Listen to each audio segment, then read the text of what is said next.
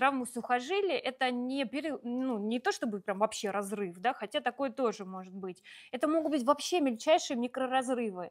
Но они такие, сволочи, болезненные, да, вообще. То есть сухожилие — это и связки тоже одни из тканей, которые очень туго заживают и восстанавливаются. То есть там это месяцами, годами, да, человек может ходить с этими травмами, и очень болезненно это все и так далее. Вот, и поэтому вот эти микротравмы как можно получить? Когда человек начинает избыточно как-то растягивать мышцы, которые находятся уже в гипертонированном состоянии и в укороченном. Вот мы недавно, кстати, на прошлом лекции, помните, да, или на позапрошлое про это говорили.